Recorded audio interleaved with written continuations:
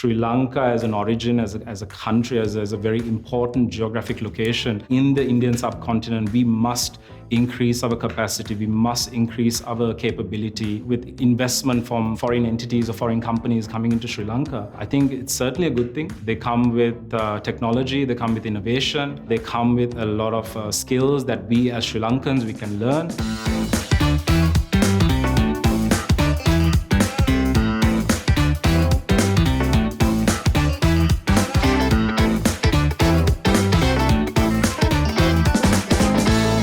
The pandemic, in the last couple of years, been very turbulent times. Onset of COVID, it changed everything from shutdowns, lockdowns, so many offices, so many people, stuck, and so many people closed off from the world. It changed the whole dynamic and the way we work as well. But then one of the biggest impacts, I guess, in terms of the logistics industry was all the bottlenecks and the supply chain breakdowns that happened. When people couldn't go to work, when people were stuck with COVID, there was a lot of disruptions, I would say, definitely in the logistics industry. That kind of catapulted into a lot of different scenarios where congestion, port congestions, you couldn't get cargo out because there was airports that were shut, and capacity was at a premium, and with excess demand. And with all of that, there was also the need for medical goods, PPE, life-saving equipment that needed to be shipped out. And a lot of the carriers during the peak of the pandemic were allocating a lot of that available capacity to cater to the global urgency or the global need that we had was COVID. So with that, lead times on shipping containers started getting extended out. Transit times started getting extended out on air freight. And leading up to that, there was another impact was, customers and importers that were taking 30 to 40 days into the West Coast or East Coast were now taking 60 to 70 days due to rollovers, port congestions, so many global challenges that were there. And this is some of the things that we had to face as freight forwarders, as logisticians, I would say. This is one of the biggest challenges that we had, just getting space, moving your cargo and getting it to the customers. Customers started shipping double inventory, double stock, because they were trying to cushion the impact of these bottlenecks and supply chain challenges that they were having at destination, within the ports, getting their cargo out, so they were shipping out additional inventory. 12 months on, I would say the whole market dynamics have changed. The volumes have come down. It has come to a point where customers are having too much inventory now, too much stock. Everyone's talking. We shipped out too much inventory. We need to sell out the old inventory before we start shipping new cargo. And then to make things worse, there's inflation, cost of living challenges in the Western countries. And all of those factors have kind of impacted the supply chain and logistics as of what we are today. 12 months on, the market is at a lull. It's very dull at the moment. Shipping rates and air freight rates have all come down. All those port congestions and all the challenges that were there in global ports around the world have eased. And I expect this kind of situation to continue at least up until 2024. During COVID, for logistics people, definitely there was a big high. Freight rates went up, margins increased, yields improved. Anyone in aviation or logistics would say the same thing. But having said that, I think this lull period will definitely continue, in my opinion, up until at least 2024, Q3, Q4, 2024. As an outlook, it's very quiet at the moment, but I expect things to pick up again.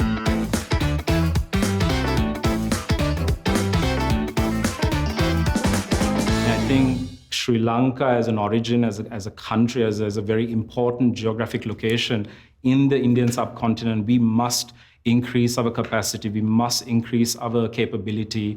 And I think with investment from foreign entities or foreign companies coming into Sri Lanka, I think it's certainly a good thing. They come with technology, they come with innovation, they come with a lot of skills that we as Sri Lankans, we can learn. And look at the global ports and airports in the world. I mean, there's a lot of negativity about some of the biggest ports in the world are owned by foreigners, and the impact and the revenue, the foreign income, the dollar revenue that is coming into those countries as well, I think is something that the governments and people should look at positively. There's negatives and positives on both sides, but I personally think it's a good thing. Competition is always a good thing.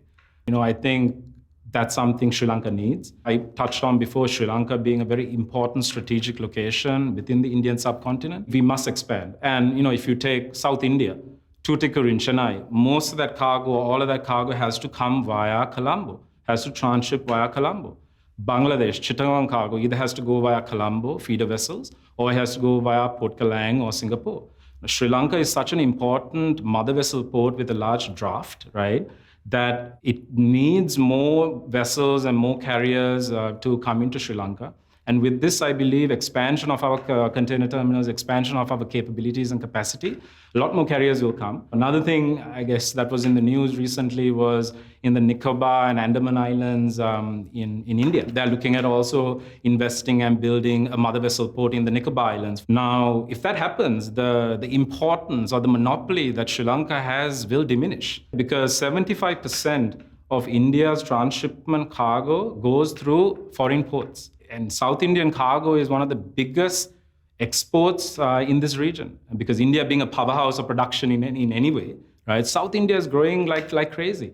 You talk about high tech, you talk about production, you talk about all the new investments, FDI coming into South India. We must cater to that volume via Sri Lanka. And I think it's very critical for us as Sri Lanka to meet those global demands, meet those global volumes, and compete with our regional neighbors. So I personally feel like it's a very good thing. Aside from that, then you take the Hambantota Port. The Hambantota Port as well has a lot of potential. I know that the Hambantota Port Authority expanding its slots and expanding the yard space at the moment to cater to more ro-ro or roll-on, roll-off vessels, more car carriers to come into Sri Lanka. I think that is a good thing as well. That's a good incentive. And I know they're marketing with a lot of the global carriers, especially the Japanese ones, to transship via Colombo. So all these things are positives. And I think Sri Lanka must take advantage of its geographic location. We must upskill ourselves, we must train ourselves, and we must move forward with the global dynamics of what is happening in the region.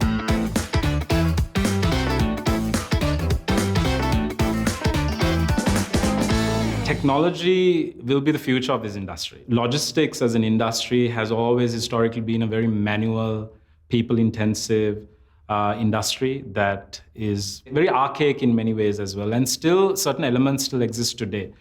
But technology or innovation, automation has really transformed the industry landscape and changed the way we run our businesses. From new platforms, visibility tools, certain ERP systems that are coming out, AI tools, various softwares that are coming out. It has really changed the way we run our businesses.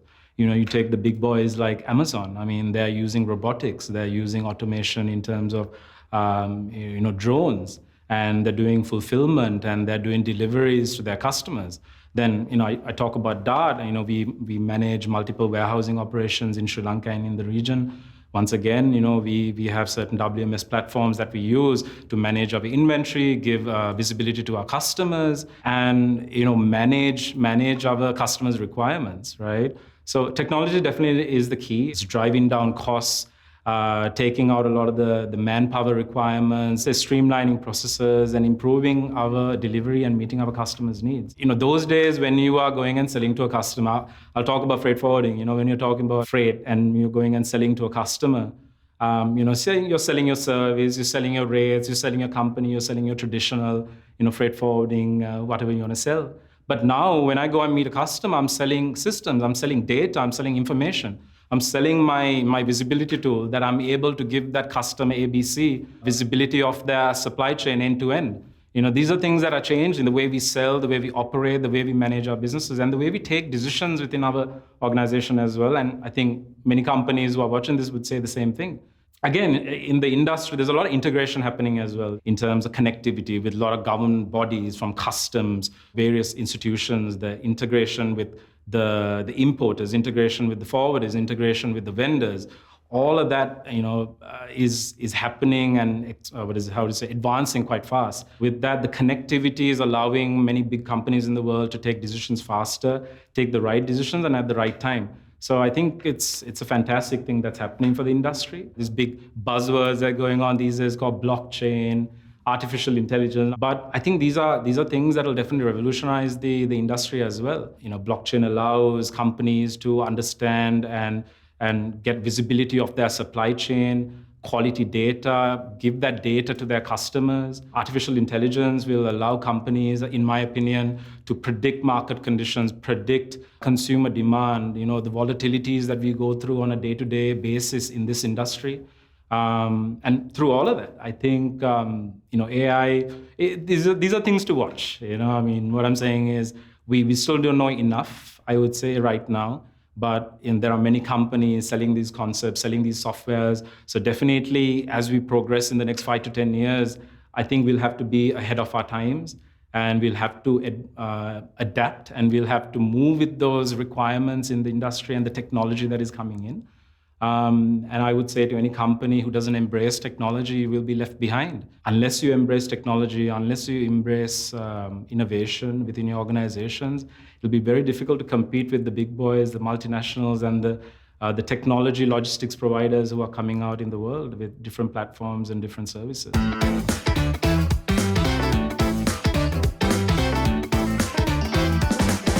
So DGL, or Dart Global Logistics, as we call ourselves today, our roots go back to the 1970s. We were part of a bigger group or a bigger company called Dart Express. Many people in the freight forwarding logistics industry would remember this name. So as I said, our roots go back to then, but then back in 2008, we rebranded as Dart Global Logistics, and we separated from that larger entity. And what we are today is in 14 countries through corporate and branded offices in many markets, from the Indian subcontinent, Southeast Asia, Middle East, US, China, and I'm also going to be expanding into the Oceania region, Madagascar, Mauritius as well. In a nutshell, that's who we are. We manage many different types of customers, from retail to pharmaceutical to automotive, perishables in different markets, furniture in different markets, different countries that we operate in. We offer services from international transportation, warehousing, contract logistics, brokerage. We as a company, we're hitting our 40th anniversary as well on September 22nd this year. And I have to give credit to our leadership team and the company as a whole for what we have achieved, which is a great milestone. We've been in this market for a very long time. We're proud that our roots are always going to be Sri Lankan. Key leadership team in the region are Sri Lankan. And we want to take the brand global.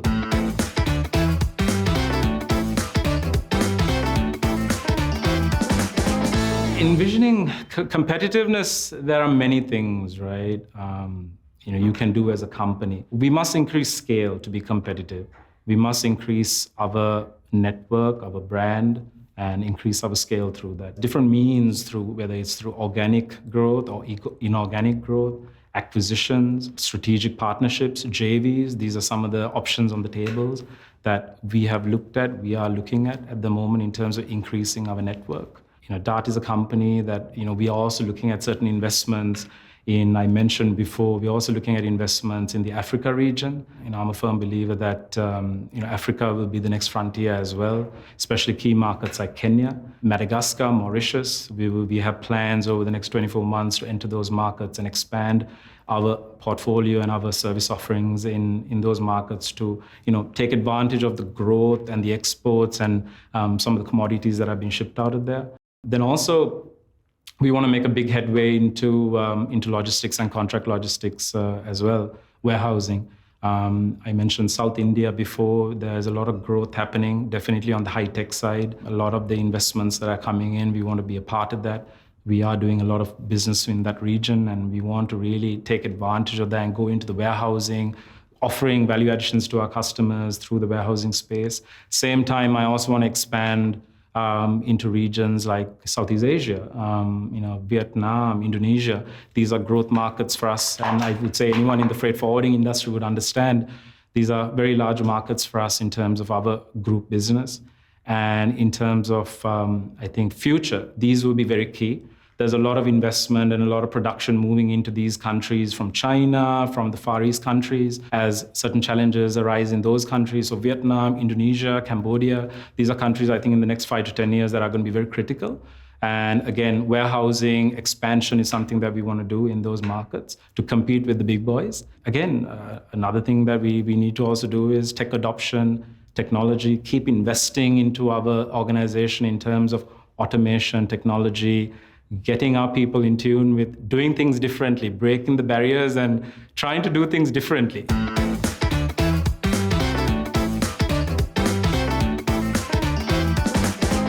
One of our key drivers has always been our people. It's a human element that we work in. We don't sell a product. We sell a service. We sell a customer experience. We sell the human element within our organization. I think the people have always been the drivers over the last 40 years. We've had people come, we've had people go, and like any organization, but I think the people have driven the vision, driven the mission of the company, and operating in multiple locations in multiple countries around the region. In the countries that we're in, they bring with them backgrounds and talents that, have allowed us to weather difficult situations, weather the storm, I would say, turbulent times, especially in the last couple of years, and also in the last 40 years, the highs and lows, as I mentioned. And at the same time, allowed us to excel and grow as a company as well and take our company to the next level from what we were 10 years ago to what we are today. So the people factor is a very big factor, I think, that really allows us to grow. At the same time, the culture, one thing I'm very proud of and one thing that I think we are trying to foster as a management is to create a very open door culture within our organization and an inclusive culture, irrespective of race, ethnicity, background, sexual orientation, none of that matter. At the end of the day, as long as you bring your hard work, your commitment to the company, grow with the company, and take the company that you're working as your home, I think you can do wonders. And I think that has been some of the mindset of our people. And there are people who've been with our company 20 years, 30 years, 35 years.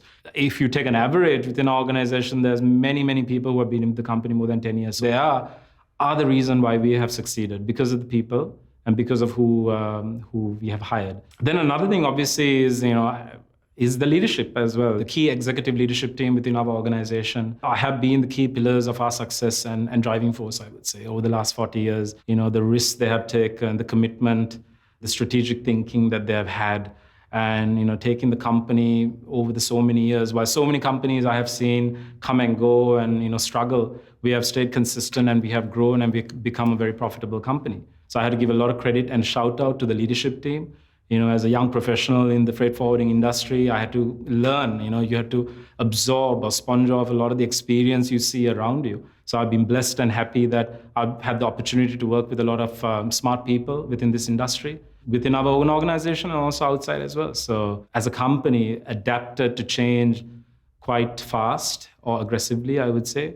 Definitely in line with the times. Like if I take the 10 years ago to today in terms of our visibility tools, in terms of our ERP, our platform that we use, some of the tools that softwares that we are trying to implement, looking at the future is something that, as I said, tech adoption is something that is important. And, driving our organization with data, we have gone into certain analytics and certain tools, empowering our leadership teams to take firm decisions related to their branches using data and using information, something we never had in the past. So that has allowed us to catapult ourselves into what we are today through different means and strategic decision making at the right time. And I'm very proud to be associated with this company. And I look forward to seeing it grow for the next 40 more to come.